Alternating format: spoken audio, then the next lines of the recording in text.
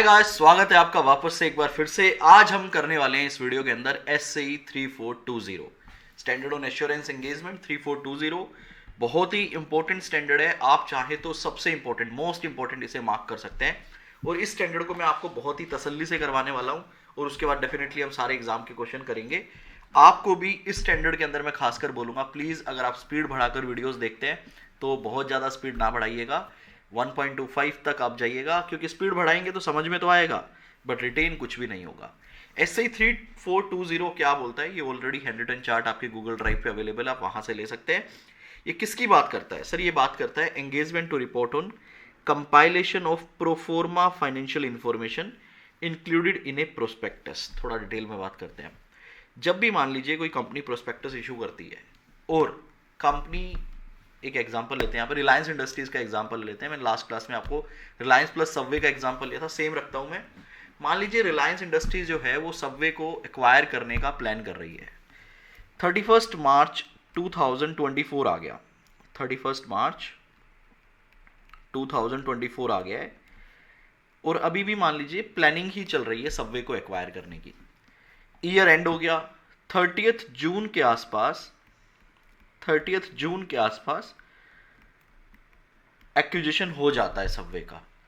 ठीक है, जब यहां पर मैं ईयर एंड करता हूं मान लीजिए यहां पर, तो इस पॉइंट ऑफ टाइम पे एक प्रोस्पेक्टस इशू किया जा रहा है और कंपनी चाहती है कि हम हमारे यूजर्स को इस एक्विजिशन के बारे में सब कुछ बताएं कि अगर हम इसको एक्वायर कर लेते हैं तो इससे हमारे फाइनेंशियल स्टेटमेंट पे क्या क्या इंपैक्ट आएगा, ये हम सभी को दिखाना चाहते हैं। अब आप एक बात बताओ, क्या वो ट्रांजैक्शन हुई? मैं तो बात कर रहा हूं इस पीरियड पे, क्या इस पीरियड पे वो ट्रांजैक्शन एग्जीक्यूशन हो गया था ट्रांजैक्शन का? नहीं हुआ सर। लेकिन आप क्या कर रहे हो यहां पर, ये मान लेते हो, मेरी बात को, मेरे वर्ड्स को प्लीज ध्यान से सुनिएगा। आप यहां पर मान लेते हो कि मान लीजिए जून वाली ट्रांजैक्शन अगर पहले हो जाती, काइंड ऑफ ड्यू डिलिजेंस भी तो आप यही करते हो, अगर पहले हो जाती तो हमारे फाइनेंशियल पे क्या इंपैक्ट आता, इसे बोलते हैं हम प्रोफोर्मा फाइनेंशियल्स। सर इसका मतलब तो ये हुआ, आपके दिमाग में आएगा, इसका मतलब तो ये हुआ सर SAE 3420 के अंदर जो हम ये compilation of pro forma financial information को जो देख रहे हैं, ये कोई एक्चुअल फाइनेंशियल है क्या? अगर मैं आपसे पूछूं whether these are the actual financial statement of company, आप क्या बोलोगे? सर बिल्कुल भी नहीं, क्योंकि इसके अंदर तो आपने ऐसी ट्रांजैक्शन का इंपैक्ट डाल दिया है जो अभी हुई नहीं है, जो कि फ्यूचर में कभी होगी। आपने ये मानते हुए इसकी ट्रांजैक्शन को अभी ले लिया, इंपैक्ट ले लिया है कि भैया वो ट्रांजैक्शन हो गई है, तो इसका मतलब ये एक्चुअल फाइनेंशियल तो कभी भी इनको नहीं बोलेंगे। फिर हम इसको क्या बोलेंगे?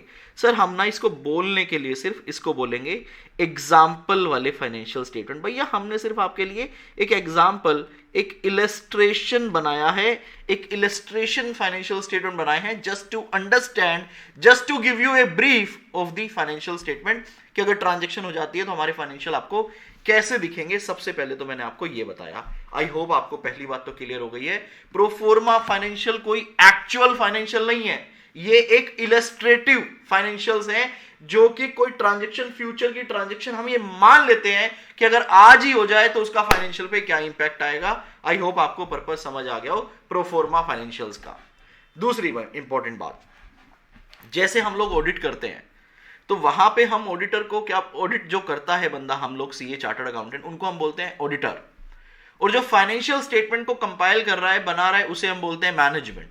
यहां पर क्या है, आप ऑडिटर को बोलोगे प्रैक्टिशनर। देखो जो आपको डिफरेंशियल चीजें हैं ना, जो आपको याद करनी है, जिनको आपको बहुत ध्यान रखना है, क्योंकि एग्जाम के लिए भी ना प्रोफोर्मा फाइनेंशियल आपके लिए बहुत इंपॉर्टेंट है। तो नंबर 1, यहां पे आपका एक वर्ड चेंज हो जाता है प्रैक्टिशनर। मैनेजमेंट की जगह भी सर एक वर्ड चेंज हो जाता है, मैनेजमेंट की जगह वर्ड आ जाता है आपका रिस्पॉन्सिबल पार्टी। मैनेजमेंट की जगह क्या वर्ड आ जाता है बेटा? रिस्पॉन्सिबल पार्टी वर्ड हम यूज करेंगे। अब आप ना इसको थोड़ा थोड़ा उसी सेंस में पढ़ सकते हो जैसे आप ऑडिट करते हो, मतलब यहां पे कोई भी मैं आपको नई या कोई भी टेक्निकल चीज हम नहीं लेकर आएंगे। इन दो वर्ड के साथ, एक तो प्रैक्टिशनर और एक रिस्पॉन्सिबल पार्टी के साथ, मैं आपको आगे वैसे ही लेकर जाऊंगा जैसे आप ऑडिट में पढ़ते हो। ऑडिट में हमारा क्या काम होता है सर? हम रीजनेबल एश्योरेंस लेते हैं कि financial statement are free from material misstatement. Sir यहां हम क्या लेंगे? यहां पे मैनेजमेंट क्या कर रही है? मैनेजमेंट कर रही है सर प्रोफोर्मा फाइनेंशियल बना रही है, तो मेरा क्या ऑब्जेक्टिव है as a practitioner, not as an auditor, as a practitioner. तो सर मेरा ऑब्जेक्टिव है ये देखना कि जो मैनेजमेंट है, जो रिस्पॉन्सिबल पार्टी है, क्या उसने जो ये कंपाइलेशन किया है ये as per relevant financial reporting framework किया है या नहीं किया है। आप ऑडिट में यही तो बोलते हो, तो हम भी यही बोलेंगे कि as per relevant financial reporting framework नहीं। यहां पे ये वर्ड भी चेंज हो जाएगा, यहां पर बोला जाएगा एप्लीकेबल क्राइटेरिया। यहां पर क्या बोला जाएगा, एप्लीकेबल क्राइटेरिया आपको बोला जाएगा। तो एफआरएफ का वर्ड भी चेंज हो गया, एप्लीकेबल क्राइटेरिया। ये तीन चीजों को आप सभी स्टूडेंट को ध्यान रखना है जब भी आप एसएई 3420 करने वाले हैं। मैंने आपको तीन वर्ड यहां पे मार्क करवाए हैं, उन these 3 words are very important. आपके एग्जाम में जब क्वेश्चन आएगा तो वहां पे भी आपको ये 3 वर्ड देखने को मिलेंगे। नंबर 1 प्रैक्टिशनर, ऑडिटर की जगह पे वर्ड यूज हो गया, बेसिकली चेंज हो गया। मैनेजमेंट की जगह पे रिस्पॉन्सिबल पार्टी, एफआरएफ की जगह पे एप्लीकेबल क्राइटेरिया। अब मैं आपको ये स्टैंडर्ड थोड़ा धीरे धीरे करवाता हूं, देखिएगा आराम से। बहुत आसान स्टैंडर्ड है, बिल्कुल भी स्ट्रेस लेने की जरूरत नहीं है, ध्यान से आपने सुनना है, ठीक है। सबसे पहले कहता है engagement to report on compilation of pro forma financial information included in a prospectus, ठीक है। स्कोप क्या है यहाँ पे, एक प्रैक्टिशनर का स्कोप क्या है, to get an reasonable assurance by practitioner to report, किस पे रिपोर्ट करोगे जी, proforma financial compiled by responsible party. क्या मैं कंपाइलेशन करूंगा, नहीं जी, मैं कंपाइलेशन करूंगा तो फिर ये स्टैंडर्ड नहीं लगेगा, फिर अपन कंपाइलेशन का स्टैंडर्ड लगाएंगे, फिर अपन एश्योरेंस वाला स्टैंडर्ड नहीं लगाएंगे। तो आपको सबसे पहले देखना है एक रीजनेबल एश्योरेंस लेना है by the practitioner to report on compilation of financial information compiled by the responsible party, ठीक है जी। प्रैक्टिशनर की क्या रिस्पॉन्सिबिलिटी है, एक ऑडिटर की क्या रिस्पॉन्सिबिलिटी होती है, उसी तरीके से आप प्रैक्टिशनर की रिस्पॉन्सिबिलिटी लिख दो, आपको कोई भी नया कंटेंट याद नहीं करना। परफॉर्मा फाइनेंशियल इंफॉर्मेशन आपको देखना है कंपाइल्ड हुआ है कैसे जी, as per applicable criteria. Applicable criteria को फॉलो करते हुए आपने अपने फाइनेंशियल्स को बनाया है। Will obtain a reasonable assurance. Reasonable assurance क्या होगा यहाँ पे, रीजनेबल एश्योरेंस यही होगा कि आपके कंपाइलेशन ऑफ फाइनेंशियल इंफॉर्मेशन जो है वो एज पर एप्लीकेबल क्राइटेरिया है। Sir what is this applicable criteria, applicable criteria can be the law and regulation requirement, अगर है तो, नहीं है तो फिर मैनेजमेंट को बनाना पड़ेगा कि these are criteria to create the compilation of financial information. और जो भी आपकी फाइंडिंग्स होंगी उसके हिसाब से आप क्या करोगे, प्रैक्टिशनर साहब आप क्या करोगे, आप रिपोर्टिंग बनाओगे। तो this is my overall objective, my responsibility. ध्यान रखिएगा यहां पे मैं कंपाइलेशन नहीं कर रहा हूं, प्रैक्टिशनर कंपाइलेशन नहीं कर रहा है, ये बात आपको ध्यान रखनी है। बड़ी बेसिक बातें मैंने आपको करवाई, चलो जी आगे चलते हैं। Compilation of proforma financial information किसकी रिस्पॉन्सिबिलिटी होगी, सर रिस्पॉन्सिबल पार्टी की होगी। एक बार मैं पहले ना कंपाइलेशन ऑफ फाइनेंशियल इंफॉर्मेशन पे बात कर लेता हूं कि ये क्या है। जनरली जो आपके फाइनेंशियल स्टेटमेंट होते हैं, आइदर दीज आर ऑडिटेड और अनऑडिटेड, ठीक है, मेरे को उस चीज से फर्क नहीं पड़ता। तो ये आपके फाइनेंशियल स्टेटमेंट हो गए। इन फाइनेंशियल स्टेटमेंट में मैं ऐड कर दूंगा, क्या ऐड कर दोगे सर, इंपैक्ट ऐड कर दूंगा उस ट्रांजैक्शन का या उस इवेंट का जो अभी नहीं हुई है, एज्यूम करते हुए कि वो अभी हो जाए, तो उसकी मैं क्या कर दूंगा, सारी एडजस्टमेंट्स कर दूंगा। और फिर जो निकल कर आएगा वो क्या निकल कर आएगा, compilation of proforma financial information. तो क्या इन एडजस्टमेंट को मैं प्रोफॉर्मा एडजस्टमेंट बोल सकता हूं, बिल्कुल बोल सकते हैं सर, ठीक है जी। और इस फाइनेंशियल स्टेटमेंट को क्या मैं अनएडजस्टेड बोल सकता हूं, अनएडजस्टेड फाइनेंशियल इंफॉर्मेशन, बिल्कुल बोल सकते हो सर। क्यों, क्योंकि इस फाइनेंशियल के अंदर मैंने एडजस्टमेंट किया, जो मेरी एडजस्टमेंट्स हैं बिकॉज ऑफ दैट इवेंट और ट्रांजैक्शन, और फिर फाइनली आउटपुट निकल के आया compilation of proforma financial information. ध्यान रखिएगा ये चीज भी, क्यों, क्योंकि ये वर्ड्स अभी आने वाले हैं, तो आपको ये नहीं लगना चाहिए कि इस वर्ड का मतलब क्या है। आगे चलते हैं,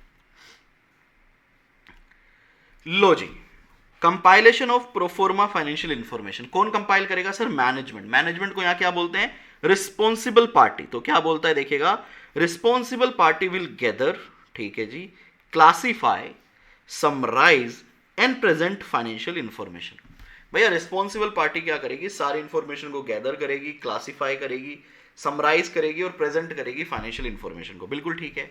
दैट इलस्ट्रेट, ये क्या है बेटा, इलस्ट्रेट करता है, ये कोई फाइनल फाइनेंशियल नहीं है, ये कोई रिपोर्टिंग फाइनेंशियल नहीं है, that illustrate the impact of significant of event और transaction on unadjusted financial information. Unadjusted क्यों? क्योंकि अभी इसमें जो भी मेरी प्रोफोर्मा एडजस्टमेंट्स है वो आनी है as the event had occur at the selected date. Selected date can be 31st मार्च, जिस भी दिन आप प्रोस्पेक्टस लेकर आ रहे हो उस दिन को आप सेलेक्टेड डेट बोलोगे कि अगर वो इवेंट इस डेट पे हो जाता तो उसका इवेंट क्या रहता। तो क्या कहता है, रिस्पॉन्सिबिलिटी किसकी बेटा देखिएगा, मैनेजमेंट की रिस्पॉन्सिबिलिटी है। यहाँ पे मैनेजमेंट को आप क्या बोलते हो, responsible party will gather, classify, summarise and present financial information that illustrate the impact of significant event on transaction on unadjusted financial information assuming that the event had occurred at the selected date। क्या क्या steps लगाएगी management, बताइएगा जरा। Management भैया identify करेगी source of unadjusted financial information. जो unadjusted financial information है इसका सोर्स क्या है, क्या ये ऑडिटेड है, अनऑडिटेड है, ये आपको सोर्स आइडेंटिफाई करेगी। उसके बाद एक्सट्रैक्ट करेगी इंफॉर्मेशन फ्रॉम सोर्स कि कौन सी इंफॉर्मेशन रेलेवेंट है for my pro forma financial information. फिर उसके बाद आप एडजस्टमेंट करने वाले हो, मेकिंग प्रोफोर्मा, एडजस्टमेंट करोगे and then present the result as per the disclosure requirement. तो एट द एंड आप अपना जो भी एफआरएफ की रिक्वायरमेंट है, जो भी मेरी एप्लीकेबल क्राइटेरिया की रिक्वायरमेंट है, उसके हिसाब से अपने फाइनेंशियल को प्रेजेंट करने वाले हो।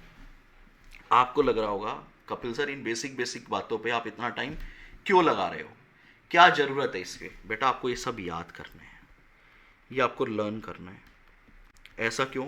आईसीआई कहीं से भी कुछ भी क्वेश्चन पूछ सकता है specifically to pro forma financial information. तो आपको ये भी देखना है कि प्रोफोर्मा की कंपाइलेशन की रिस्पॉन्सिबिलिटी किसकी है, रिस्पॉन्सिबल पार्टी की है, और वो क्या करता है। इसलिए मैंने बुक की हर एक लाइन को ना इस चार्ट के अंदर कवर किया है आपके लिए। यहाँ से मैं बोल सकता हूँ हमारा मेन काम चालू होता है। Concept number 1 scope, 2 practitioner responsibility, 3 compilation responsible party responsibility, 4th 5th 6th हमारे कॉमन पार्ट्स हैं जो हम पीछे वाले भी स्टैंडर्ड्स में कर आए हैं। नंबर 1, 4th को आप नंबर 1 भी बोल सकते हो कि एक प्रैक्टिशनर जब प्रोफोर्मा फाइनेंशियल इंफॉर्मेशन का एंगेजमेंट एक्सेप्ट करे तो उसको किन चीज़ों को ध्यान देना चाहिए। ठीक है जी, आपने एक्सेप्टेंस कर लिया, फिर एग्जीक्यूशन आता है कि प्लानिंग एंड परफॉर्मिंग में आप क्या कवर करोगे। तो 4 और 5 दोनों ही बहुत इंपॉर्टेंट है। 6th पे आप ओपिनियन फ्रेम करोगे एंड 7th पे उसके बाद आप रिपोर्ट बनाओगे। तो acceptance, planning and performance, opinion, reporting. तो स्टैंडर्ड मैंने बहुत ही बढ़िया तरीके से आपके लिए डिवाइड कर दिया है ताकि आप जब भी बुक से रीड करो, जब भी चार्ट से रीड करो तो किसी तरह का कोई कंफ्यूजन आपको ना हो। देखिएगा, सबसे पहले एंगेजमेंट एक्सेप्टेंस देखते हैं।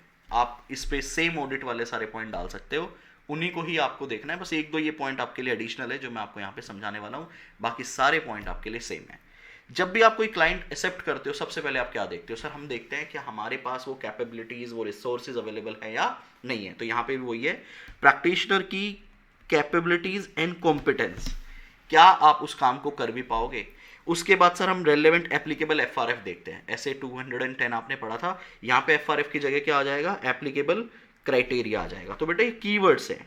कोई स्टूडेंट मुझसे पूछता है कि सर क्या मुझे एज इट इज याद करना होता है? बिल्कुल भी नहीं, आपने सिर्फ कीवर्ड्स याद करने होते हैं। तो ये कीवर्ड्स मैं आपके लिए चार्ट में डाल दिया है। तो आप ऐसे 210 के ही पॉइंट है, बस थोड़ा वर्ड जहां चेंज है वो करना पड़ेगा। सबसे पहले यहाँ पे ऑडिटर की जगह क्या वर्ड आ गया, प्रैक्टिशनर कैपेबिलिटी एंड कॉम्पिटेंस।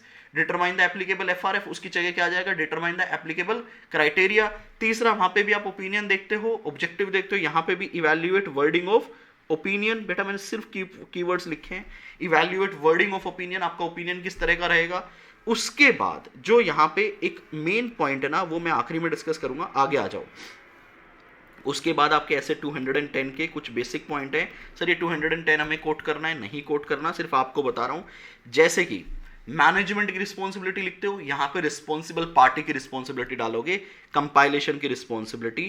ठीक है, provide practitioner with, responsible party provide practitioner with क्या, access all the information, additional information, access to person था, याद है, एक्सेस टू पर्सन। ये तीनों पॉइंट आपके एज इट इज यहां पे भी आया था। सर ये तो ऐसे 210 के ही सारे पॉइंट है। बेटा वही पॉइंट है, सिर्फ वर्ड अलग है, ये आपको ध्यान रखना है। ऑडिटर की जगह प्रैक्टिशनर है, एप्लीकेबल एफआरएफ की जगह एप्लीकेबल क्राइटेरिया है, मैनेजमेंट की जगह पे रिस्पॉन्सिबल पार्टी है। सर एक पॉइंट आपने बताया था नया है, वो समझा दो जी। देखिएगा यहाँ पे आप क्या कर रहे हो, एक अनएडजस्टेड फाइनेंशियल इंफॉर्मेशन है, उसके अंदर कुछ एडजस्टमेंट्स हो रही हैं, फिर मेरा कंपाइलेशन बन रहा है। यहाँ पे आपके पास दो चीज़ें आ रही हैं, आपने देखा हो तो यहाँ पे आपको कंपाइलेशन तो आउटपुट हो गया, दिस इज आउटपुट।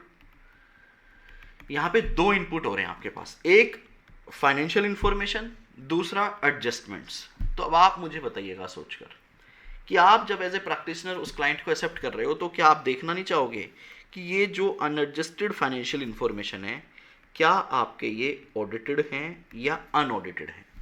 क्योंकि अगर ऑडिटेड हैं तो मेरा कंफर्ट बढ़ गया, फिर मुझे सिर्फ इन एडजस्टमेंट्स पे फोकस करना है। लेकिन अगर अनऑडिटेड है तो फिर मुझे बिजनेस की नॉलेज और इस फाइनेंशियल पे भी कंफर्ट लेना पड़ेगा। वही बात यहाँ पे लिखी है, ये आप अब अच्छे से लिंक कर पाओगे। क्या कहता है देखिएगा, source of unadjusted financial information whether audited और नॉट, आपने देखना है। ठीक है, कहता है मॉडिफाइड ओपिनियन जाए है क्या उस पे, सोर्स पे।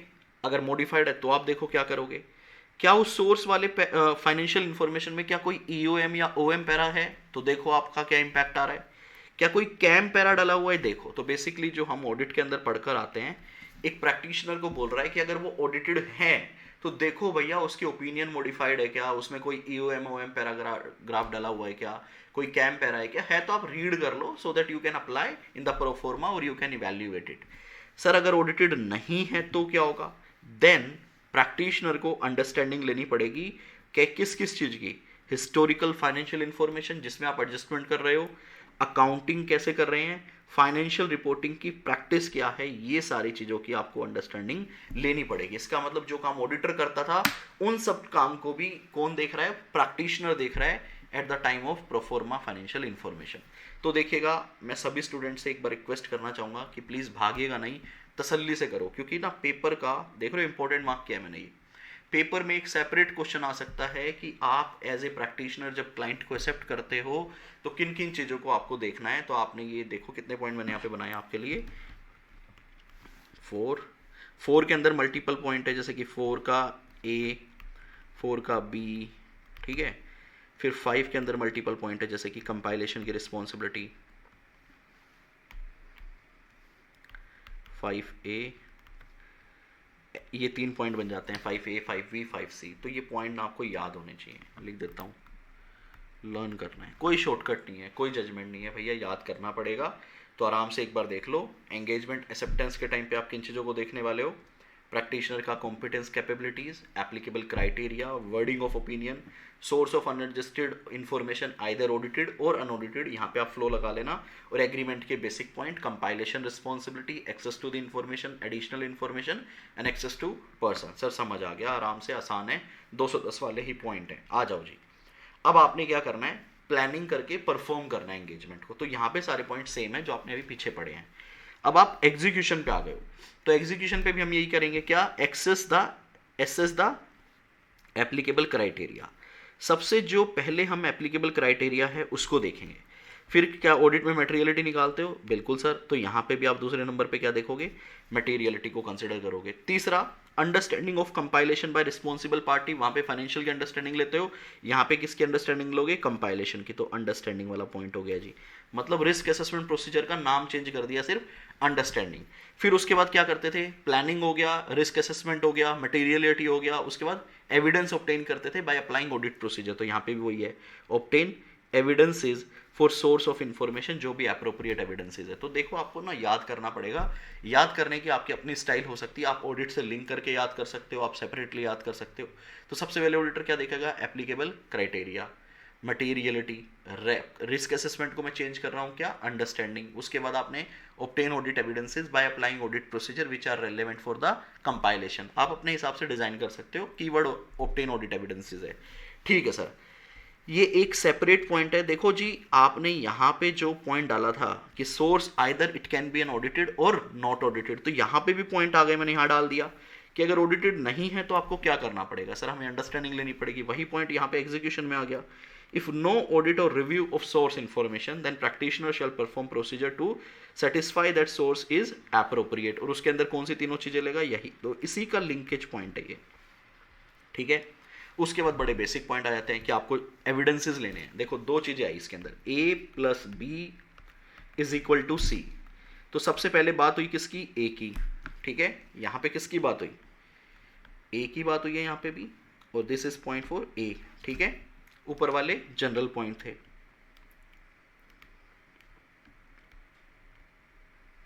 जनरल पॉइंट थे, एप्लीकेबल क्राइटेरिया, मटेरियलिटी, अंडरस्टैंडिंग। उसके बाद आपने obtain evidence for source of information, अगर ऑडिटेड नहीं है तो आपको अदर ऑडिट प्रोसीजर लगाने पड़ेंगे। तो ए खत्म। Now will talk about B. B मतलब एडजस्टमेंट्स। तो क्या कहता है, एविडेंस फॉर एडजस्टमेंट्स, इवैल्यूएट। अब एडजस्टमेंट बी हो गया, फाइनल प्रोडक्ट बन गया सी। अब सी का क्या देखोगे, प्रेजेंटेशन। इवैल्यूएट प्रेजेंटेशन कि वो सही बनाए क्या। Read other information in prospectus, ऐसे 720 याद करो। तो फाइनल प्रोस्पेक्टस की अदर इंफॉर्मेशन देखो, और फाइनल एक आपका जनरल पॉइंट आता है क्या, ऑब्टेन डब्ल्यूआर। डब्ल्यूआर क्या, कि मैनेजमेंट ने आइडेंटिफाई कर ली है सारी एडजस्टमेंट, और कंपाइलेशन जो हुआ है वो एज पर एप्लीकेबल क्राइटेरिया हुआ है। याद हुआ, सबसे पहले general point, applicable criteria, materiality. उसके बाद ए के क्या पॉइंट है, अंडरस्टैंडिंग ले लो, उसके ऑडिट एविडेंस ले लो। ऑडिट नहीं हुआ है तो अदर ऑडिट प्रोसीजर लगाओ। ए खत्म। बी मतलब एडजस्टमेंट, एडजस्टमेंट को ऑडिट करो। सी मतलब फाइनल प्रोडक्ट, उसका प्रेजेंटेशन देख लो। फिर दो जनरल पॉइंट है, प्रोस्पेक्टस के अदर इन्फॉर्मेशन को रीड करो, साथ ही साथ एक डब्ल्यूआर ले लो कि मैनेजमेंट ने भैया सारी एडजस्टमेंट को आइडेंटिफाई कर लिया है, कंपाइलेशन जो है एज पर एप्लीकेबल क्राइटेरिया है। ये था आपका प्लानिंग एंड एग्जीक्यूशन, ये था एंगेजमेंट एक्सेप्टेंस। समझो स्टैंडर्ड आपका खत्म हो गया है। ये बड़ी बेसिक बातें हैं जो आपको ऑलरेडी पता है, फिर भी देख लेते हैं। अब ऑडिटर क्या कर रहा है, एक ओपिनियन फ्रेम कर रहा है। तो कब आप अनमोडिफाइड ओपिनियन दोगे, आप सोचिए कब आप अनमोडिफाइड ओपिनियन देंगे। सर हम अनमोडिफाइड ओपिनियन देंगे when the compilation is as per the applicable criteria. बड़ी सिंपल सी बात है, compilation is as per applicable criteria and you have obtain the audit evidences. Modified opinion कब देंगे, सर मॉडिफाइड ओपिनियन देंगे when the compilation is not as per applicable criteria. Perfectly fine. लेकिन मान लीजिए आपको मॉडिफाइड ओपिनियन देनी है, because compilation जो है वो एप्लीकेबल क्राइटेरिया के हिसाब से नहीं है। बट लॉ एंड रेगुलेशन क्या कर रहे हैं, प्रिक्लूड कर रहे हैं आपको publication of modified opinion in prospectus, कि भैया आप मॉडिफाइड ओपिनियन नहीं दे सकते हो, इस प्रोस्पेक्टस में मॉडिफाइड ओपिनियन नहीं जा सकती है। लॉ एंड रेगुलेशन आपको रिस्ट्रिक्ट करता है। तो अगर मान लीजिए लॉ एंड रेगुलेशन मुझे रिस्ट्रिक्ट करता है, आंसर इज यस, तो प्रैक्टिशनर को इवैल्यूएट करना पड़ेगा, क्या अनमोडिफाइड ओपिनियन इतना जरूरी है जाना। Practitioner conclude that a modified opinion is nevertheless appropriate. अगर आपको ऐसा लगता है then practitioner shall discuss the matter with responsible party. आप यही तो बोलते हैं मैनेजमेंट से डिस्कस करो, भैया प्रोस्पेक्टस को चेंज करो, इन्फॉर्मेशन को चेंज करो, तो आप डिस्कस करोगे। If responsible party does not agree to make necessary changes, अगर रिस्पॉन्सिबल पार्टी बोले भैया हम तो किसी भी तरह का कोई चेंज नहीं करेंगे, then you can withdraw from the engagement, या फिर आप लीगल एडवाइस भी ले सकते हो। सर ये तो कुछ ऐसा सही नहीं है जैसे एसए 210 के अंदर जो ऑडिटर के ऊपर रिस्ट्रिक्शन लगाता था, वो भी तो यही कंटेंट है, वो भी यही कंटेंट है। अभी बात आ गई है कि भैया एक मॉडिफाइड ओपिनियन है, वो आपको लॉ एंड रेगुलेशन अलाउ नहीं करता प्रोस्पेक्टस में आपको देने के लिए, तो आप मैनेजमेंट को चेंज के लिए बोलते हो, चेंज मैनेजमेंट से डिस्कस करते हो, या तो मैनेजमेंट मान जाती है, नहीं मानती है तो विड्रॉ करेंगे या फिर लीगल कंसल्टेंसी लेंगे। अगर लॉ एंड रेगुलेशन आपको प्रोहिबिट नहीं करता, देन आप जो भी स्टैंडर्ड है उसके हिसाब से अपना मॉडिफाइड ओपिनियन डाल दोगे। No, practitioner shall apply the requirement in the framework for assurance engagement regarding modified opinion. जैसे हम ऑडिट में डालते हैं इस तरह से यहाँ भी डाल देंगे। सर ये तो बड़ा सिंपल है मॉडिफाइड वाला। आप ये भी कंसिडर कर सकते हो, क्या आपको कोई ईओएम पैरा डालना है, इफ़ यू थिंक कि ईओएम पैरा जाना चाहिए, और फाइनली आप अपनी क्या बना दोगे, रिपोर्ट। उसके लिए आप बुक रीड कर सकते हो, और रिपोर्ट वाला कंटेंट आपको सिर्फ रीड करना है, ओनली रीड। याद करने पे फोकस मत करना, रीड करना है जब भी आप ये स्टैंडर्ड करो। सर रीडिंग भी छोड़ सकते हैं क्या, no, reading only, but reading must है। सर क्यों मस्ट है, बेटा आपके केस बेस एमसीक्यू पता नहीं क्या क्या आईसीआई कैसे कैसे फ्रेम करेगा, इसलिए रीडिंग मस्ट है। ये स्टैंडर्ड हो गया हमारा। अब आप बताओ क्या मुझे रीडिंग करवाऊँ बुक से। सर एक बार करवा दो जल्दी जल्दी। हाँ करवाना पड़ेगा क्योंकि कुछ डेफिनेशन है वो भी याद करनी है। लो जी, ये लास्ट क्लास में हमने डिस्कस किया था ना, रिलायंस मान लीजिए सबवे को एक्वायर करता है तो कैसे फाइनेंशियल बन सकते हैं, ठीक है, देखिएगा आराम आराम से तसल्ली से रीड करेंगे, कोई जल्दबाजी नहीं है।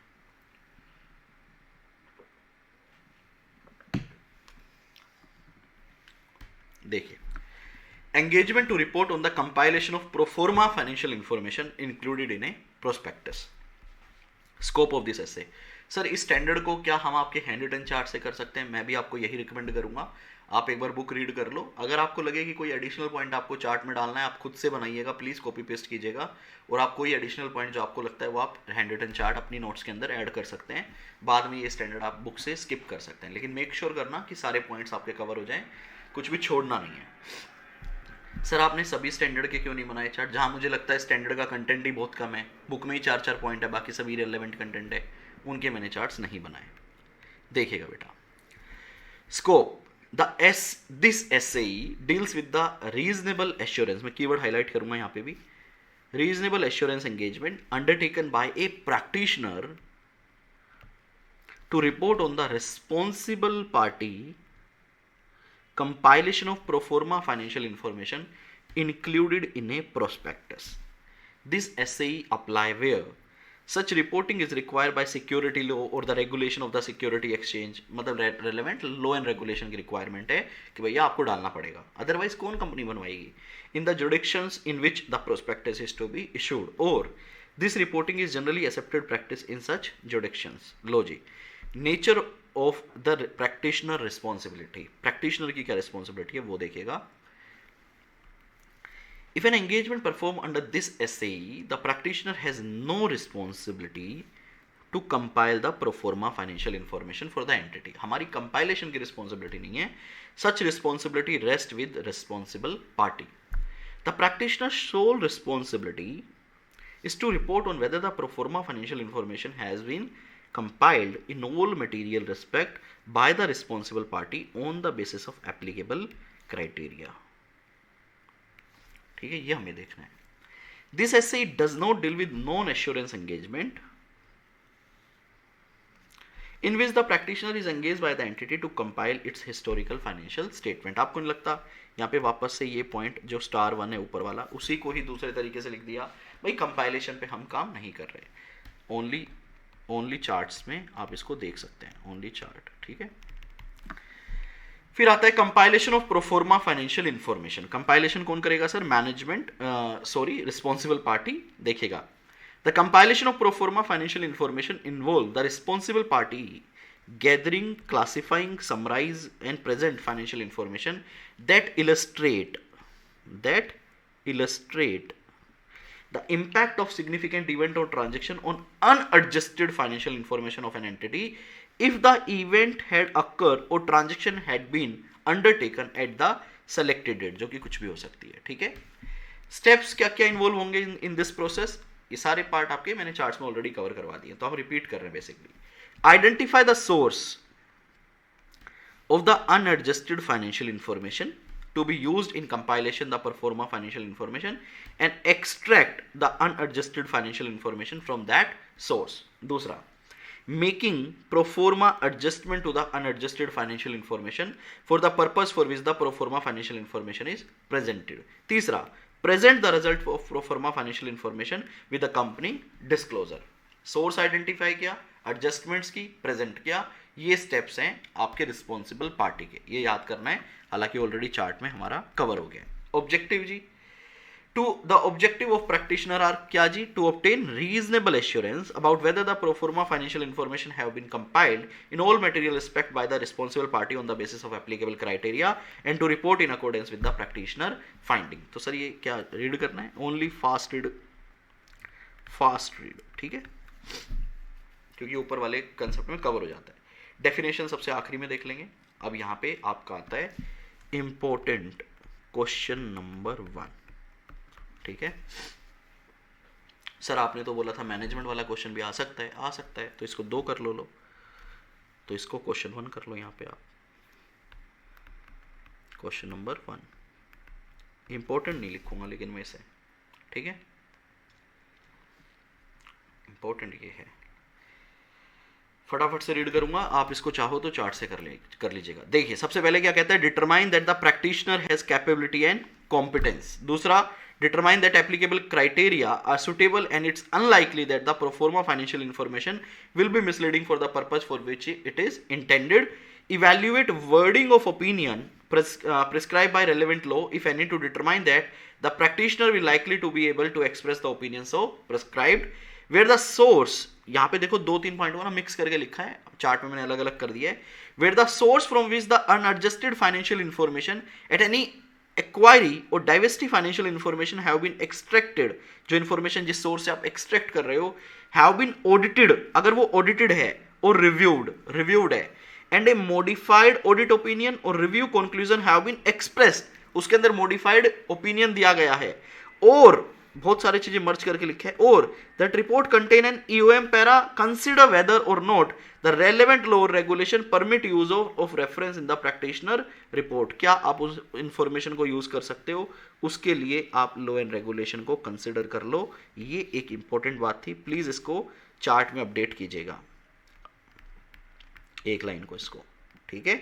वहां पे मैंने कंसिडर तो लिखा है, but why to consider, because you want to see whether the law regulation permit to use और reference in the practitioner report, आपने इसके लिए देखना है ये वाली लाइन, ठीक है। इफ द एंटिटी, दो पॉइंट को मर्ज किया है, इफ द एंटिटी, डी और ई समझ लो एक ही साथ चल रहा है, if the entity historical financial have never been audited और रिव्यूड, कभी नहीं हुआ, consider whether the practitioner can obtain a sufficient understanding of the entity and its accounting and financial reporting practice, बड़ा बेसिक पॉइंट था, ठीक है जी। if the event or transaction included an acquisition or acquiring historical financial information have never been audited, उसी का continue है, और reviewed, consider whether the practitioner can obtain a sufficient understanding of the acquiring and its accounting and financial reporting practice, तो आपको understanding लेनी पड़ेगी।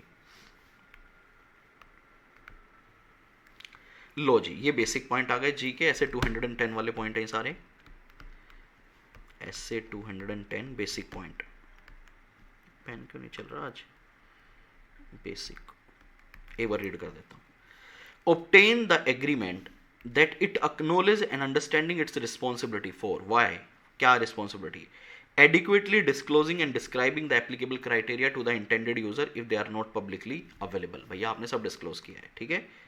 compiling pro forma financial information on the basis of applicable criteria, providing the practitioner with क्या क्या जी, access to all information, additional information, access to those within the entity जिसको उनको जरूरत लगे, when needed for the purpose of the engagement, access to appropriate individual within the acquiry in a business combination, आप पूरा पूरा read कर देते हैं एक बार, providing the practitioner with access to all information such as record, documents and other material relevant to evaluate whether the pro forma financial information have been compiled on the basis of applicable criteria, additional information that the practitioner may request from the responsible party for the purpose of the engagement, access to those within the entity and the entity advisor from whom the practitioner determine it necessary to obtain audit evidence, obtain evidence, audit word मत लगाना, relating to evaluating whether the pro forma financial information have been compiled in all material respect on the basis of applicable criteria, and when needed for the purpose of the engagement, access to appropriate individual within the acquiry in a business combination, आप किसी से ही बात कर सकते हो, कुल मिला के बात ऐसी है। तो ये था आपका एक most important question engagement acceptance को लेकर, आगे चलते हैं। दूसरा बात है प्लानिंग एंड परफॉर्मेंस, यहां पे ज्यादा पॉइंट नहीं है, यहां पे ज्यादा पॉइंट आपके नहीं है। लो जी, देखिएगा, assess whether applicable criteria are suitable as required by the framework for assurance engagement, ठीक है sir. Consider materiality with respect to evaluate whether the pro forma financial information have been compiled in all material respect on the basis of applicable criteria. And understanding risk assessment process, step number 3 of how the responsible party has compiled the pro forma financial information and other engagement circumstance. अब अपने को A, B और C तीनों पे काम करना है, ये A का पॉइंट हो गया। और यही बताइएगा आपको हैंड रिटन चार्ट कैसा लगा, क्या एक पेज के अंदर आपको लग रहा है कि पूरा स्टैंडर्ड का मैंने पूरा क्रक्स जो होता है डाल दिया।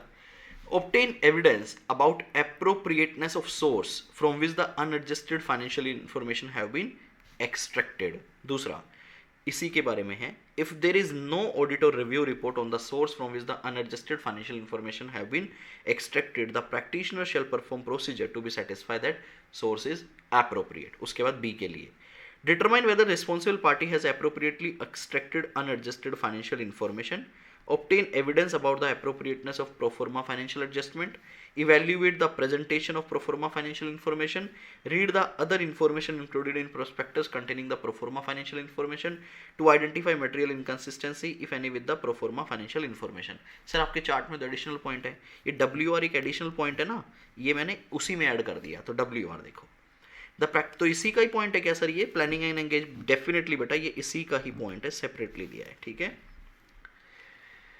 The practitioner shall request written representation from the responsible party that in compiling the information the responsible party has identified all appropriate pro forma adjustments necessary to illustrate the impact of the event or transaction at the date for the period of the illustration, and the pro forma financial information have been compiled in all material respect on the basis of applicable criteria.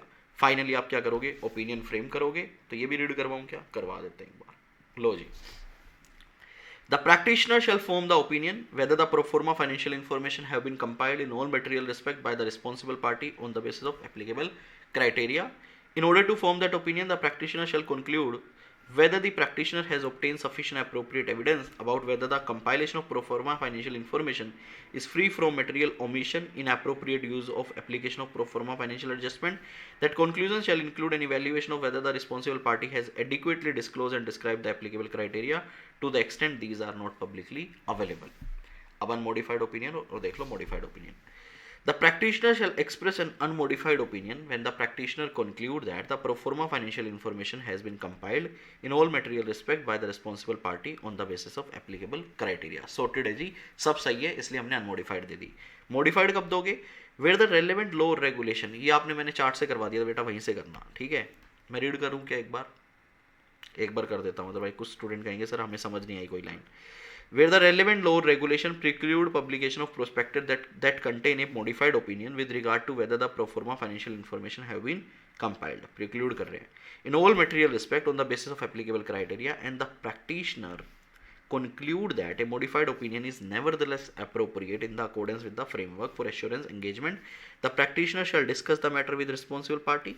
If the responsible party does not agree to make the necessary change, the practitioner shall withdraw from the engagement or consider seeking legal advice. अगर वो रोकते हैं तो law and regulation. दूसरा क्या कहता है, where the relevant law or regulation may not preclude a publication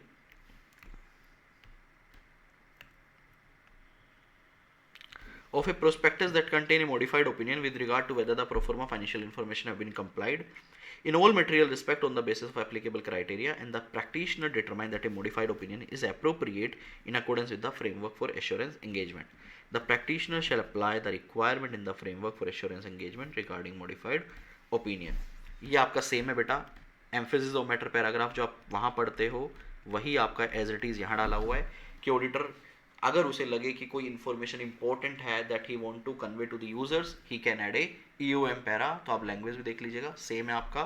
then after that you have to prepare a assurance report, same like an audit report, वही सारे पॉइंट है, देखिएगा. द प्रैक्टिशनर, सर ये EOM para अलग से exam में आ सकता है क्या? देखिए मैं ये नहीं बोलूँगा फर्स्ट टाइम आपका पेपर आएगा तो मैं ये नहीं बोलूँगा कि आएगा नहीं आएगा, तो आप एक बार इसको रीड जरूर कर लीजिएगा, ठीक है. प्रिपेयरिंग द एश्योरेंस रिपोर्ट, अब फाइनली आप एक रिपोर्ट बनाएंगे. A title that clearly indicate that the report is an independent assurance report. An addressee as agreed in the terms of engagement. Introductory paragraph जिसके अंदर आप वही सारी बातें कवर करोगे जो आपने ऊपर कवर की है. The proforma financial information, the source from which the unadjusted information have been extracted, the period cover by और date by the proforma financial information. Reference to the applicable criteria क्या था, उसका reference भी दोगे. On the basis of which the responsible party has perform compilation of proforma financial information and the source of the criteria. तो ये introductory paragraph आप करके जाएंगे एग्जाम में. ये आपका क्वेश्चन नंबर 1 2 3 4, ठीक है. इंपॉर्टेंट है क्या? बिल्कुल भी नहीं. Statement that the responsible party is responsible for compiling the proforma financial information on the basis of applicable criteria, ये स्टेटमेंट भी डाल देना. A description of the practitioner responsibility, जो कि आपने स्टैंडर्ड के बिल्कुल इनिशियली में पढ़ लिया था, including a statement that the practitioner responsibility is to express an opinion about whether the proforma financial information have been compiled in all material respect by the responsible party on the basis of applicable criteria. Sir same line पढ़ के थक गए हम. For the purpose of this engagement, the practitioner is not responsible for updating or issue any report or opinion on any historical financial information. इसके लिए हमने कुछ भी, हम किसी भी चीज़ के लिए ऑडिट वगैरह के लिए रिस्पॉन्सिबल नहीं है. Used in compilation the pro forma financial information, nor has the practitioner in the course of this engagement performed an audit or review of the financial information used in the compilation of pro forma financial information. हम साफ साफ बोलेंगे हमने पीछे का किसी भी चीज़ को ऑडिट नहीं किया, ना ही हम रिस्पॉन्सिबल है. The purpose of pro forma financial information included in prospectus, purpose क्या है ये देखिएगा, is slowly to illustrate the impact of a significant event or transaction on unadjusted financial information of the entity as if the event had occurred or the transaction have been undertaken at an earlier selected date for the purpose of an illustration. Accordingly, the practitioner does not provide an assurance that the actual outcome of the event or transaction at the date would have been presented. Actual outcome के लिए हम बिल्कुल भी responsible नहीं होंगे, ना ही हम वो दिखाना चाहेंगे. And this will be your question number 5. Sir बहुत सारे क्वेश्चन बन गए, बनेंगे बेटा यहाँ से. लो जी, स्टेटमेंट दैट, रिपोर्ट के अंदर ये भी डालना पड़ेगा आपको, that engagement was performed in accordance with SCE 3420 assurance engagement to report on the compilation of proforma financial information included in a prospectus which required that the practitioner comply with the ethical requirement and plan and perform procedure obtain reasonable assurance about whether the responsible party has compiled in all material respect the pro forma financial information on the basis of applicable criteria. A statement that a reasonable assurance engagement to report on whether the pro forma financial information have been compiled in all material respect on the basis of applicable criteria involving performing procedure to assess whether the applicable criteria used by responsible party in the compilation of pro forma financial information provide a reasonable basis for presenting the significant effect directly attributed to the event or transaction and to obtain sufficient appropriate audit evidence about whether the related pro forma financial adjustment give appropriate effect to those criteria. सारी adjustment ने proper effect दिया है and the pro forma financial adjustment reflect the proper application of those adjustment to the unadjusted financial information. The procedure selected depends on the practitioner judgment having regard to the practitioner understanding of the nature of the entity. Same audit में भी ऐसा ही होता है. The event or the transaction in respect to which the pro forma financial information have been compiled and other relevant engagement circumstance. The engagement also involve evaluating the overall presentation of the pro forma financial information. हमने presentation भी देख लिया है.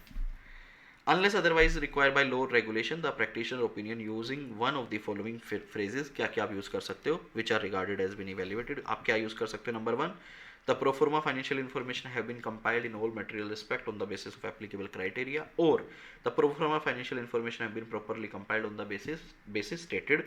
आपका signature, report, place. ठीक है, ये था आपका प्रो फॉर्मा फाइनेंशियल. 2 क्वेश्चन इसके अंदर आपके इंपॉर्टेंट बनते हैं. नंबर 1 आपका एक्सेप्टेंस, नंबर 2 आपका प्लानिंग एंड एग्जीक्यूशन. ये भी आप इंपॉर्टेंट मार्क करो. This is your question number 3.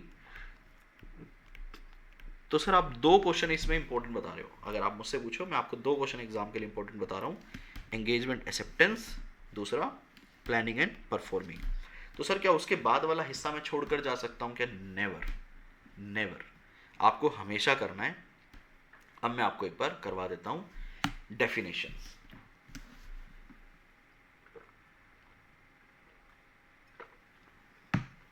देखिएगा, डेफिनेशन भी इंपॉर्टेंट मार्क करवाऊंगा एक तो, सॉरी. लो जी, एप्लीकेबल क्राइटेरिया क्या है? लॉ एंड रेगुलेशन के रूल्स, लॉ एंड रेगुलेशन की रिक्वायरमेंट. देखिएगा, the criteria used by the responsible party when compiling the pro forma financial information. Criteria may be established by an authorized or recognized standard setting organization or by law or regulation. Where established criteria do not exist, they will be developed by the responsible party. Pro forma adjustments क्या है sir? देखो, pro forma adjustment के अंदर 3 चीजें बोल रहा है. Adjustment to unadjusted financial information that illustrate the impact of a significant event or transaction as if the event had occurred or the transaction have been undertaken at an earlier date selected for the purpose of illustration. तो सबसे पहले आपने क्या किया? क्या बोल रही है एडजस्टमेंट के अंदर? उसको एडजस्ट कर दो, उस इवेंट को, उस इवेंट का इम्पैक्ट वर्ड में हाईलाइट करता हूँ यहाँ पे. उस इवेंट का इम्पैक्ट एडजस्टमेंट करो. सबसे पहले तो ये एक एडजस्टमेंट हो गई आपकी बेटा, ये कर लेना, ठीक है, इंपॉर्टेंट है. दूसरा सर एडजस्टमेंट करो आप, करेंगे जी किसकी? to unadjusted financial information that are necessary for the pro forma financial information to be compiled on a basis consistent with the applicable financial reporting framework of the reporting entity and its accounting policy under that framework. कह रहे हैं आपने event तो उठा लिया, आपने पहले बता दिया इवेंट का इम्पैक्ट एडजस्ट कर दो, लेकिन दूसरे नंबर पे कह रहा है भैया जो रिपोर्टिंग एंटिटी है ना उसके अकाउंटिंग पॉलिसीज, उसका एफआरएफ, उसका जो फ्रेमवर्क है उसके हिसाब से एडजस्ट कर दो।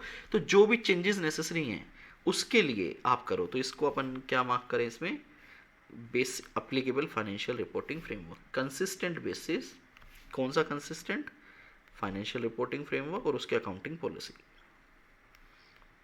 उसको बराबर करने के लिए, मैच करने के लिए जो एडजस्टमेंट होती है अब वो करो। ठीक है जी। दूसरा तीसरा, pro forma adjustment include the relevant financial information of a business that has been और इज बीन एक्वायर और a business that has been और is to be divested to the extent that such information is use in compilation of the financial information. ये B part हो गया। जो भी information आपको दूसरे बिजनेस की मिल रही है जिसको आप एक्वायर कर रहे हो या इन्वेस्टमेंट हटा रहे हो, उसकी कोई भी एडिशनल इन्फॉर्मेशन आप उसको भी एडजस्टमेंट करोगे। Relevant financial information of business that has और is to be acquired or a business that has been or is to be divested to the extent that such information is, जितनी भी information आपने use की है।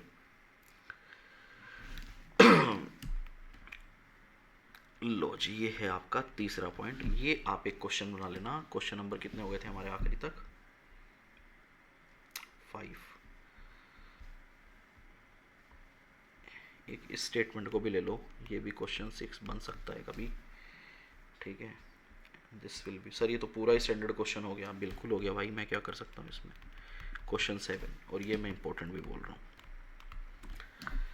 लो जी, pro forma financial information क्या है, unadjusted financial information. देखो जी, सॉरी अनएडजस्टेड में एडजस्ट करने के बाद pro forma financial information shown together with adjust A plus B जो आया to illustrate the impact of an event और transaction on unadjusted financial information as if the event had occurred or the transaction had been undertaken at an earlier date selected for the purpose of illustration.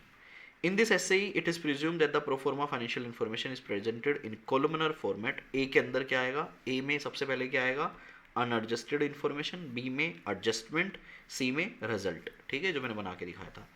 Prospectus क्या है, document issue pursuant to legal or regulatory requirement relating to the entity security on which it is intended that a third party should make an investment decision. Published financial information of an entity or an acquiry or divestee that is made available publicly. Unadjusted financial information of the entity to which pro forma adjustment are applied by the responsible party. तो ये था हमारा SAE 3420। ठीक है जी। एक बार मैं 1 minute का आपके लिए ले रहा हूँ break, then will do the question bank.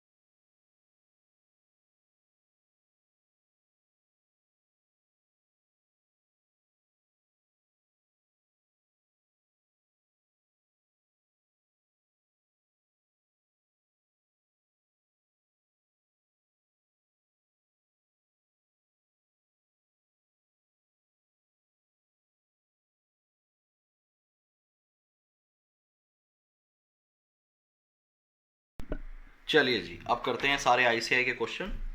I hope आप लोगों को क्वेश्चन बैंक मिल चुका होगा, और नहीं मिला है तो जल्दी ही मिलने वाला होगा। ये देखिएगा, जो क्वेश्चन बैंक आपको मिला है उसमें मैंने आईसीआई स्टडी मटेरियल के आपके जो भी नया स्टडी मटेरियल आया है उसके सारे क्वेश्चंस आपके लिए कवर कर दिए हैं। आईसीआई स्टडी मटेरियल को अगर आप देखेंगे तो उसमें एक पार्ट है टेस्ट योर अंडरस्टैंडिंग, दूसरा पार्ट है उसके अंदर एक केस बेस एमसीक्यू, एंड तीसरा पार्ट है थ्योरेटिकल क्वेश्चन।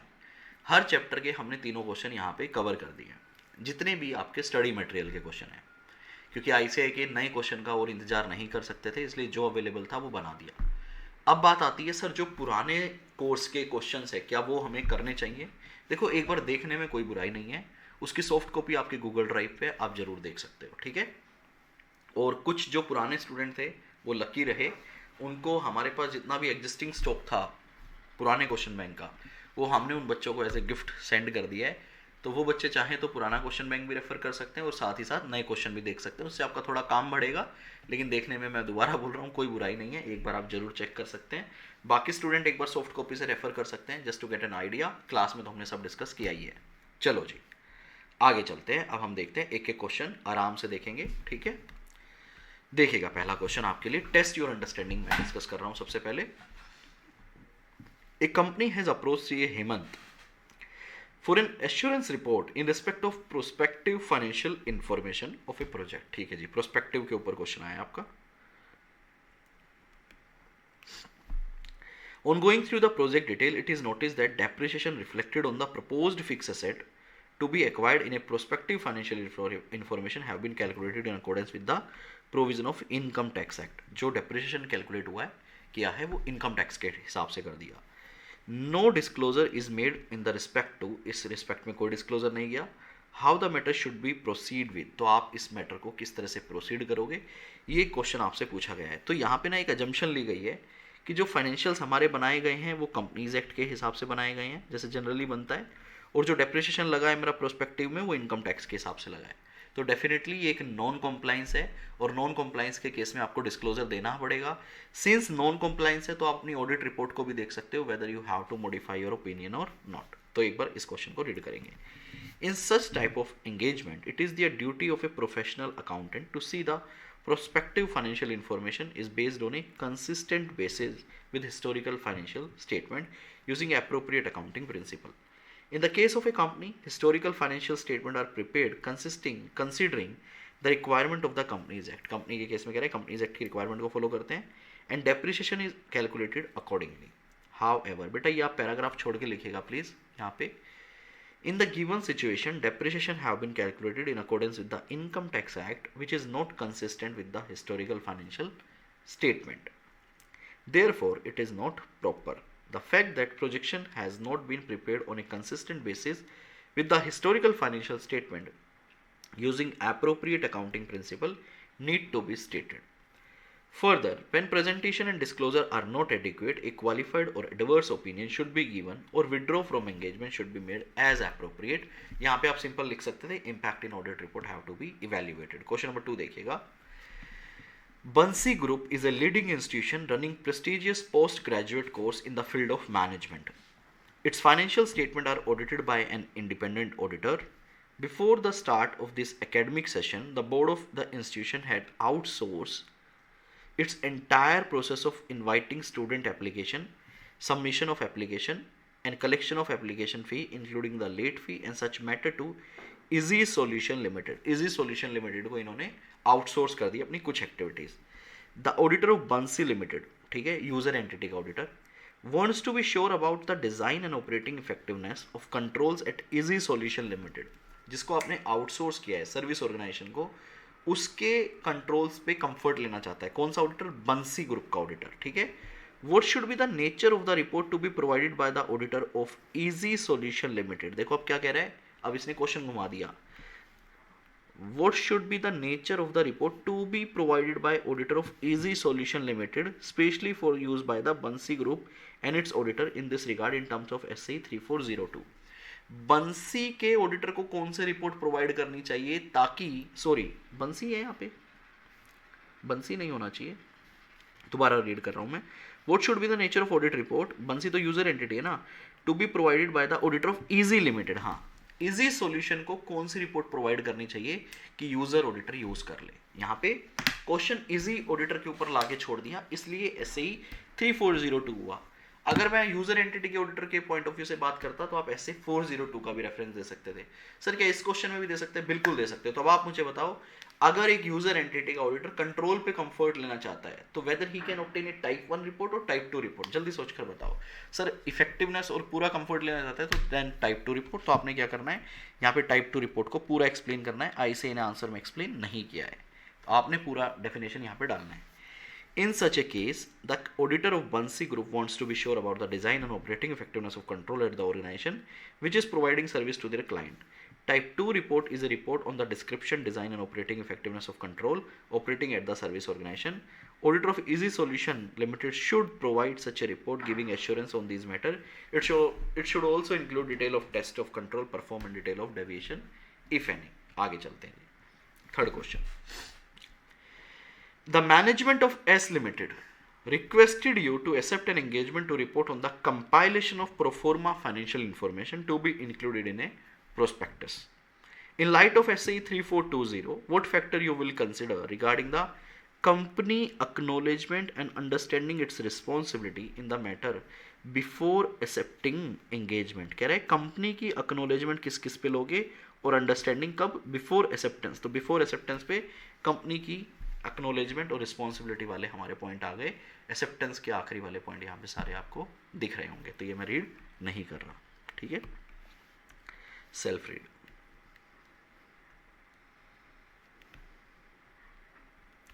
ठीक है जी, एक बार चार्ट से रीड कर दिया मैंने, एक बार बुक से, तीसरी बार आप देख लीजिएगा। आगे चलो जी, अब एक केस बेस एमसीक्यू देखते हैं हम लोग, आपने आराम आराम से जवाब देना है। Below is given draft text of the report on examination of prospective financial information. Prospective financial information का extract दिया है of Top Edge Limited in relation to the company upcoming project prepared by a staff member in a CA firm unfamiliar with the drafting such report. Unfamiliar है, क्या बात है? The report has been drafted in a casual manner and may consist of omission and errors. Report on examination of prospective financial information to Board of Director Top Edge Limited. पढ़ लेते हैं। जब भी case base MCQ है ना, बहुत धीरे मत पढ़ना, फ्लो में पढ़ते हुए चले जाना, चाहे कोई कुछ ही समझ आए चाहे ना आए, ठीक है। We have examination the projection of the upcoming project to come up a Ratnagiri of Top Edge Limited for the period from April 23 to March 2013। Projection 7 साल का, as given in the prospective financial information from page 1 to 250 in accordance with standards on auditing engagement 3400. The examination of prospective financial information issued by the ICI. The preparation and presentation of the projection is the responsibility of management and has been approved by Board of Directors of the company. Our responsibility is to examine the evidence supporting the assumptions, excluding the hypothetical assumption and other information in the prospective financial information. The projection have been prepared using a set of assumptions that include hypothetical assumptions about future event and management action that are not necessarily expected to occur. We have carried out our examination of the prospective financial information thoroughly. Further, in our opinion, the projection is properly prepared on the basis of the assumptions as set out in the note 1 to 50 to the prospective financial information and on a consistent basis with the historical financial statement. Using appropriate accounting principles, even if the event anticipated under the hypothetical assumption described above occur, actual results are still likely to be different from the projections since other anticipated events frequently do not occur as expected and the variation may be material. For PKC and Company, Chartered Accountants, signature, designation, membership number, based on your knowledge and description of the case, answer the following. छोड़ दो ऊपर क्या था, अब यहाँ पे focus करो। पहला question, whose responsibility is to list out assumption underlying prospective financial information? किसकी रिस्पॉन्सिबिलिटी है, आप लोग बताइए। whose responsibility to list out assumption underlying prospective financial information?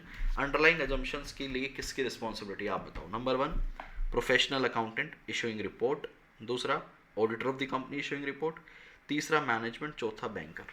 आपके पेपर में ना केस स्टडी चाहे कितनी भी कैसी भी क्यों ना है, ये क्वेश्चन बड़े प्लेन वनीला आने वाले हैं। 5 में से कोई एक क्वेश्चन टेक्निकल आ जाए तो मैं कह नहीं सकता। जवाब बताओ जी, किसकी रिस्पॉन्सिबिलिटी हुई है प्रोस्पेक्टिव बनाने की? Sir management of the company, वही सारी एजम्पशन को देखने वाला है। तो पहले का आंसर क्या हो गया? 1 का सी, बाद में चेक कर लेंगे एक बार। आगे चलो, Which of the following statement is most appropriate regarding use of prospective financial information to be included in such report? कौन सी आपको most appropriate लग रही है? देखो जहां most appropriate आ जाए ना वहां थोड़ा रुक जाना, तसल्ली से रीड करना, क्योंकि काफ़ी चीज़ें सही हो सकती हैं. देखिएगा, intended use of projection is required to be disclosed. Intended use of projection जो है is required to be disclosed. It is further necessary to caution the user regarding inappropriateness of projection for other purpose. ठीक है जी. It is discretionary to state intended use of projection in such report. कह रहे हैं discretionary है. Intended use of projection is required to be disclosed. It is not necessary to caution the users regarding inappropriateness of projection for other purpose. It is prerogative of management to use report in the manner it deems fit. Prerogative मतलब right, मन, इच्छा, उस हिसाब से. तो आपके हिसाब से इसका आंसर बताओ क्या है. मुझे तो साफ साफ समझ आ रहा है, आप लोगों को भी आई होप समझ आ रहा होगा. क्या आप चाहोगे कि इंटेंडेड यूज़ को अच्छे से डिस्क्लोज किया जाए, यूज़र्स को बताया भी जाए कि भाई दूसरे काम के लिए यूज़ करोगे तो इनएप्रोप्रिएट रहेगा ये? हाँ सर बिल्कुल. तो दूसरे का आंसर क्या लग रहा है आपको? बोलो भैया, वेट कर रहा हूँ, बोलो. ए, हाँ सही बोला आपने. ठीक है, आगे चलते हैं, तीसरे का देखते हैं. What should be language of such an unmodified assurance report regarding underlying assumptions? Unmodified assurance report आप दे रहे हो रिगार्डिंग अंडरलाइन एजम्पशन, तो आपके हिसाब से क्या लैंग्वेज होनी चाहिए बताओ जी. पॉजिटिव लैंग्वेज यूज करके बताते हैं, नेगेटिव, याद करो मैंने क्या बताया था, नेगेटिव. डायरेक्ट क्वेश्चन है. Negative worded to suggest assumption are not on a reasonable basis. ये याद रखना, कुछ बच्चे यहाँ गलती कर सकते हैं. ठीक है. उसके बाद fourth, which of the following statement is most appropriate. Most appropriate आ गया तो थोड़ा स्लो डाउन हो जाना, याद रखना मेरी ये बात एग्जाम में भी. Regarding the examination of prospective financial information by chartered accountant in accordance with SE 3400, क्या आपको मोस्ट अप्रोप्रिएट लगती है वो बताना है. Accuracy of projection is vouch for based upon performing procedure थ्रूली. Accuracy of information आप वाउच करते हो, बहुत अच्छी बात है. आगे चलो. Projection can go haywire. It depends upon the professional judgment of the chartered accountant to vouch the accuracy. यार हमारी जजमेंट पर डिपेंड करता है. Accuracy of projection is not at all vouch for an assurance report on prospective financial information. The matter of accuracy of projection or otherwise is not a domain of such an examination. Therefore, there is no reporting requirement under SAE 3400. बताओ जी, क्या सही लगेगा, क्या आपको most appropriate लग रहा है? क्या हम एक्यूरेसी ऑफ प्रोजेक्शन कवर करते हैं? नहीं सर, कभी भी नहीं करते. Not at all vouch. तो यहाँ पे मेरा जो जवाब है वो सी है. आपका कोई अलग हो सकता है, वो बाद में हम आंसर में देख लेंगे. ठीक है, हम भैया इसको कवर ही नहीं करते हैं, एक्यूरेसी को हम प्रोजेक्शन में कवर ही नहीं करते हैं, वाउचिंग को. ठीक है. Fifth, which of the following statement is most appropriate. यहाँ पे भी मोस्ट अप्रोप्रिएट आ गया. Regarding UDIN in the context of examination of prospective financial information by a chartered accountant. It is mandatory to state UDIN in such type of record. It is desirable to state UDIN in such type of report. It is not required, not required. और आप लोगों को पता है UDIN जो है mention करना अब मैंडेटरी है. तो ये हो गया फिफ्थ का ए. जरा एक बार आंसर चेक कर लेते हैं. फिफ्थ का ए है, फोर्थ का सी है, 1 का सी, 2 का ए, बी, 3 का बी, 3 का बी, 2 का ए, 1 का सी. तो ये थे हमारे केस बेस एमसीक्यूज. आगे चलते हैं. अब आपके थियोरेटिकल क्वेश्चंस देखो जी. A Limited is a fast track growing and award winning SaaS software company which is headquarter in Mumbai. It also has office in the UK and provide cloud-based professional service automation software solution to professional service organization around the world. They want to engage you to provide an assurance report for one of its major client over the control. आपको higher करना चाहते हैं ताकि आप उनके किसी client को एक रिपोर्ट बना के दें for controls as it operate as a service organisation. Can you provide such an assurance report? क्या आप दे सकते हो? अब आप एक बताओ, ये ऑडिटर की रिपोर्ट की बात कर रहा है या आपको सर्विस ऑर्गेनाइजेशन का काम मिल रहा है? सर्विस ऑर्गेनाइजेशन का. तो ऐसे ही 3402 में हम अपनी रिपोर्ट बना के दे सकते हैं. 402 से आप लिंक करते हुए लिख देना. मैं रीड कर दूँ एक बार थोड़ा सा. SAE 3402 deals with the assurance engagement undertaken by a professional accountant in public practice to provide a report for use of user entity and their auditor on the control at a service organization that provide a service to user entity that is likely to be relevant to user entity internal control as it relate to financial reporting. It complement SA 402 in that report prepared in accordance with SAE are capable for providing appropriate evidence under SA number 402. Sir हम इसमें भी type two report को explain कर सकते हो, बिल्कुल कर सकते हो। आगे आ जाओ जी। उसके बाद कहता है discuss the significance of pro forma financial information included in a prospectus. तो यहाँ पे आपको प्रोफोर्मा पूरा एक्सप्लेन करना है, ठीक है। उसके अंदर आप क्या कवर करते हो वो भी आपको बताना है, तो ये आपने सेल्फ रीड करना है। उसके बाद आ जाओ discuss the term proforma adjustment. Proforma adjustment क्या है, तो वो आ गया, ये भी आपको सेल्फ रीड करना है, ठीक है। Fourth, discuss how a chartered accountant can be associated with prospective financial information without violating relevant provision of the chartered accountant act. आप कह रहे हैं प्रोस्पेक्टिव के साथ कैसे लिंक कर सकते हो, कर सकते हैं, हम वाउचिंग को वेरीफाई नहीं करेंगे, चार्टर्ड अकाउंटेंट एक्ट में भी अलाउड है, तो ये भी आप सेल्फ रीड करना। ये भी आपका डायरेक्ट प्लेन क्वेश्चन था, इसमें भी कुछ खास है नहीं। तो ये 3 क्वेश्चन आपको रीड करने हैं, बाकी मैंने रीड कर दिया, ठीक है। जो हमने लास्ट क्लास में स्टैंडर्ड किए थे उनके क्वेश्चन मैंने आपके लिए रीड कर दिए। चलो जी, अब हमारा एक लेक्चर हो रहेगा बस, जिसके अंदर आपके बाकी सारे स्टैंडर्ड कवर हो जाएंगे और आपका ये पूरा स्टैंडर्ड्स का पोर्शन खत्म, ठीक है। उसके बाद आपका एक लेक्चर आने वाला है डिजिटल ऑडिट के ऊपर और एक लेक्चर आपका आएगा सस्टेनेबिलिटी के ऊपर। तो टोटल अब आपके 3 नए लेक्चर्स मैं प्रोवाइड करने वाला हूँ। Bye guys, take care, keep enjoying audit with Kapil. जय हिंद दोस्तों।